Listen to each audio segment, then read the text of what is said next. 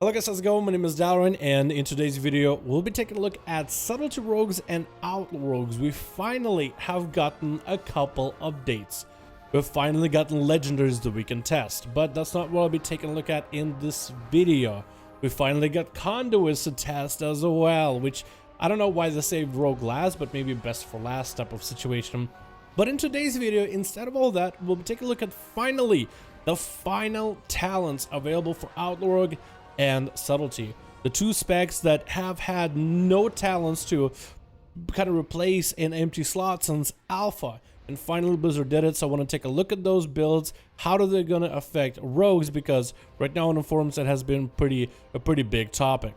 So we'll first start out with the Outlaw Rogue, and I apologize for a variety of spell effects that are going to be flying out here. Let's actually move over just so we can have some peace and quiet. So we're finally on the final type of like end game server where we can make level 60 characters, and we finally can take a look at some of the finalized talents. And Outlaw Rogues have gotten Dreadblades back.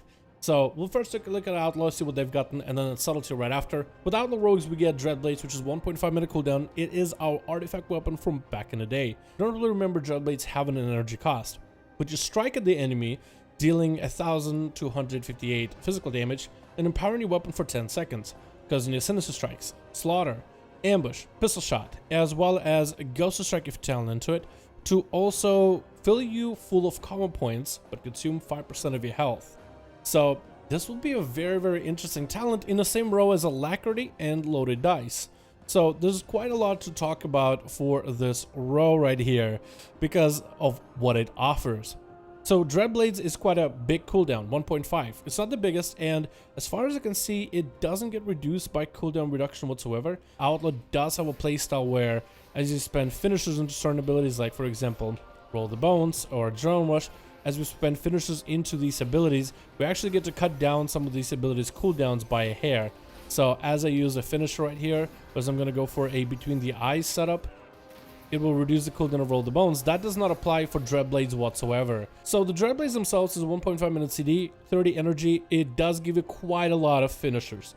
This is huge. The damage you can put out is quite nutty. With the cooldown reduction that Outlaw gets, this is a lot of cooldown reduction during this uptime. So you'll want to make sure you have full energy, and you'll want to make sure you have a General Rush. It may be a very high haste build in order to facilitate this, so this might be really difficult to pull off at the beginning of the expansion, simply because we'll be at level 149 Atom level starved for stats, because everything is going to be all over when it comes to, in terms of upgrades. We're not going to be like, you know, 170, 174, 190, you know, best in slot head to toe. So it's going to take a second before we get there.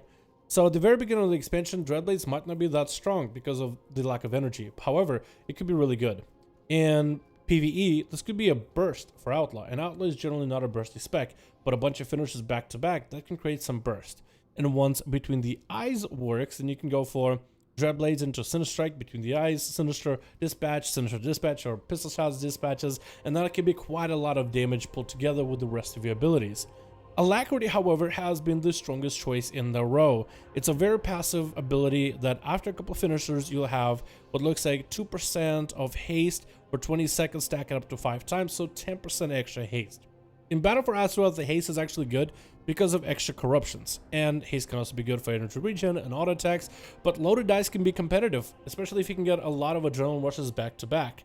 So with this change, with Vision Perfection essences and traits, all that stuff being gone, Alacrities ends up being kind of a decent choice, or at least the default choice, as the extra haste is going to simply speed up your playstyle a little bit. I think it's a good talent. I'm glad the Blizzard brought back the Legion artifact weapon. It was really cool and, you know, very nostalgic. As for how good it will be, I have high hopes for Dreadblades. And then we have a Subtlety Rogue change, and all I need to do is swap my weapons. And honestly, I should give myself a better legendary for sub, but I haven't played with them too much. So because I don't really want legendaries to affect it, I'm just going to take him off. So we also have sub-rogues. Actually, let me put a dagger just because it seems so much better with Subtlety. For Subtlety, we finally got a new talent in the role where Find Weakness was, and it's Premeditation. So Premeditation is a weird one, but also kind of interesting. After entering stealth, your next Shadow Strike grants you with Premeditation buff.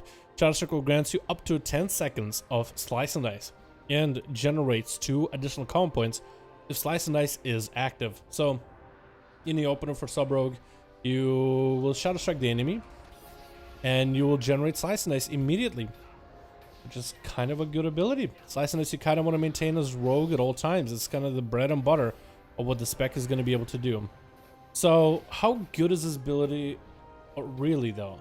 Like, is it actually going to be the go-to? Is this talent worth? And is it possible to get, let's say, a premeditation into Shadow Strike 4 combo points if you already have a Slice and Dice? And it looked like it actually took away a full Slice and Dice from me. This is interesting. Hold on. If I already have Slice and Dice, and look, 38, 37 seconds, 35, 36, 35, 34. Yeah, it reduces it down to 12 seconds, which is a little bit unfortunate. So hopefully Blizzard's able to adjust it in the future. It kind of takes away a little bit of control from the original pre-med as it bakes into abilities. And I feel that is it going to be that good compared to Gloomblade and Weapons Master? So Weapon Master is just an RNG fiesta, right? Sometimes you Shadow Strike, you can get extra common points. Sometimes you Backstab, you can get extra common points because you get an extra hit.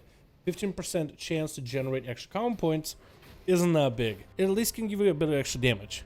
With Gloomblade, it actually gives you quite a bit of extra damage. I don't know how many people remember really Gloomblade much, but it's actually gotten much better.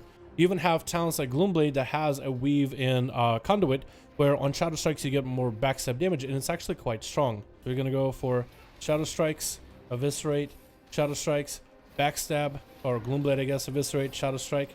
I guess I should go for Gloomblade since it doesn't really consume charges that much. But you can get quite a bit of dam. And Gloomblade hit it for 2,500 normal hits, where Shadow Strike is hitting for 1,300. Are you kidding me? It's just like a really cool combo. I don't know, maybe it's Conduit is bugged and it's just giving you way too much damage, but it looks really strong. Like a Gloomblade that can hit for average, I guess a crit 250, but on average it can hit for 2,000, or normal hit 2,008. Like, it's actually kind of strong. So I feel that there's synergies with Gloomblade. It's a talent that a lot of people like don't really think it's going to be that good, but I think there's actual synergies with it.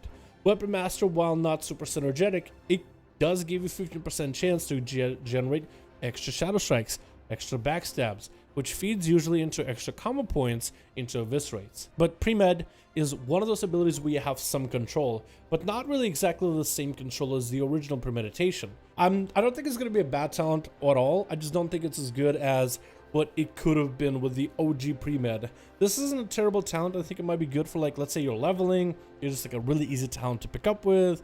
But I don't think it's going to be that strong of a talent. I see more combinations with Gloomblade. Even Weapon Master, I think you could make a reasonable playstyle for.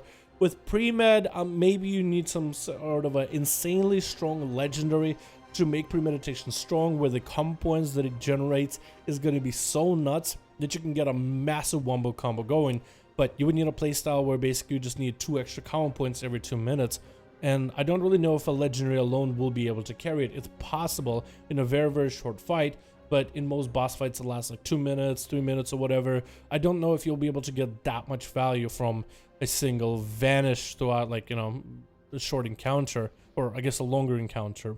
You know, overall, I'm actually very glad that Blizzard finally gave rogues a new talent. I'm actually very happy. And as hard and critique that I am in this video, I really do appreciate Blizzard for getting us a talent.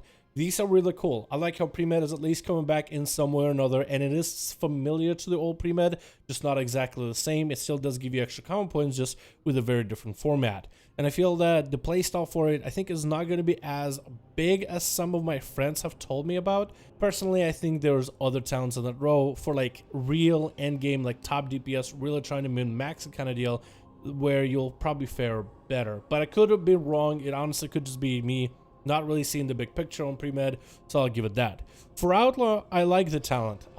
It is in an interesting role where I wonder if it'll be able to dethrone Alacrity. That being said, these are some really cool talents. I love the nostalgic feel of the Legion artifact weapon being brought back to Outlaw, and Pre-Med coming back. I mean, that's an old friend, even though it's, you know, got a slightly different haircut and wears different suits and now comes with an accent. It's still, you know, there's some familiarity to it, so I'm glad that it's there.